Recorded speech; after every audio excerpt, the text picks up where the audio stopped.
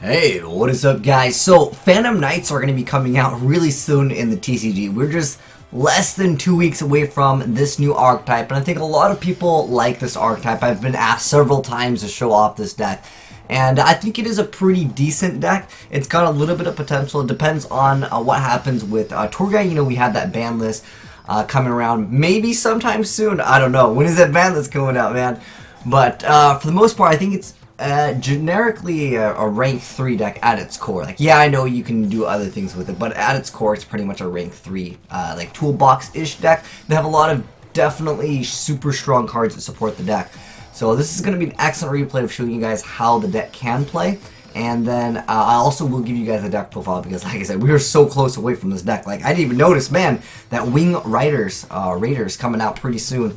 And I think a lot of players will probably want to try out this deck to see if it's any good. Personally, I find Monarchs to just have a little bit more potential just because of the draw power that Monarchs have. Like, as of right now, you'll see that there was Needlebug Nest in this deck. And Needlebug Nest, it's just used to speed up the deck because a lot of the cards they get utility when they're in the graveyard. Kind of like Lightsworn, I guess you could say, like RNG. I mean, you make Dante in the deck still. Like, there's a lot of stuff that you would like to have in the graveyard. And obviously, Burial, you can like reset some of your cards. But I mean, this guy's playing like Perform Mage, Perform Power. He's got the Palmer, like he's got the Try Hard hat on with the Turtle with the free draws, man. But I think just Pendulums are just too strong. I mean, yeah, you can make number 86, but Pendulums just come back over and over. So he's gonna go ahead and absorb that poor guy, man. Freaking Dante going back. Instant Fusion going in hard right now. But remember, guys, they have utility in the grave. So this guy was thinking, yo, I got game, man. So it could be him underestimating and not knowing the deck. Because I would say I'm not super familiar with the Phantom Knight archetype. But yeah, he unfortunately was not able to finish off. He made it so 101 could attack twice, but it was going to get destroyed during end phase. But we see the Dark Rebellion over here, and it's got 3750 attack. And you can see, like, he basically had, he top decked one card, and look, he's still able to make this huge excessive field and completely go off. I mean, this card over here, the Broken Sword, he's kind of broken, to be honest. So you can basically pop. He's like a, I don't know if you want to call it Scrap Dragon, but he pops himself, and then you get to special summon like another card on top of it. So look at that. He's got this card at 4,550. He just like one punch man that guy. Well, I mean, he kind of did damage earlier, but for the most part, that was pretty crazy. I mean, like, it felt like the Perform Mage, Perform Power had total control over that game. But you'd be surprised what this deck can do. Again, if you don't pay attention to what they have in the graveyard. He might have just not knew what to do against that deck. And that can happen in Yu-Gi-Oh! Sometimes you just don't know how to play against a certain deck. But anyways, I know a lot of you guys want that deck profile, so let me go ahead and give it to you guys right now.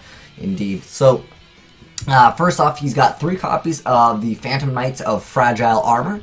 He's got 3 copies of the Rugged Glove. And then he's got 3 copies of the Phantom Knight Dusty Robe.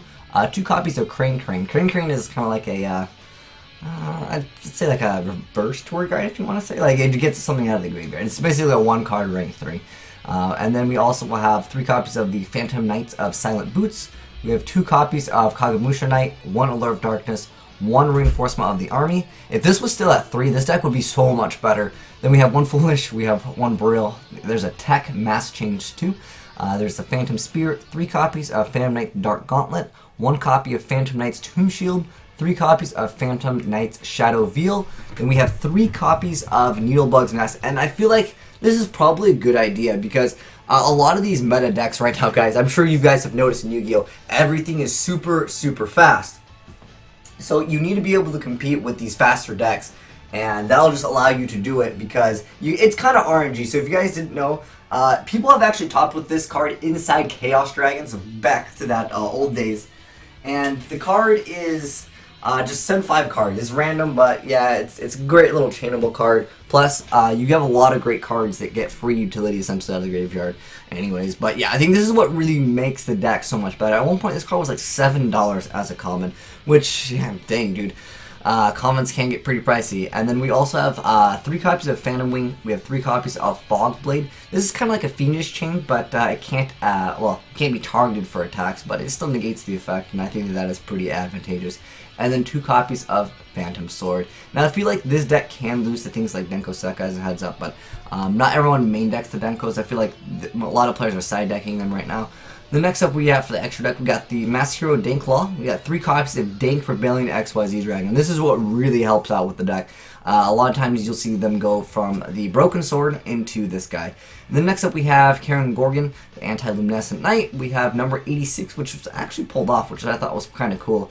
He actually made this card. And then we have Nightmare Shark. Then we have 3 copies of Phantom Knights of Broken Sword. Then we have the Submersive Carrier Arrow Shark, one of those like kind of conditional cards, but you know, you never know when you need it. And then we have 2 copies of Levier, 1 Dante, and 1 F-Zero Utopic Future. But hope this was a good deck profile for you guys. If you guys have any suggestions, let me know in the comment section below, because I'm still kind of learning the deck. I don't know the ins and outs and everything with this deck, but let me know if you guys have any suggestions. But I thought this was a pretty unique build because of Needlebug Nest. I really like that idea because you just don't have the speed against a lot of other meta decks nowadays. It's just like usually they OTK you or they establish a blow where it's like you can't Yu-Gi-Oh! So you need to be relatively quick in that aspect. I still think cards like Notice are excellent, but when you're running Needlebug Nest, obviously those don't get effects in the graveyard.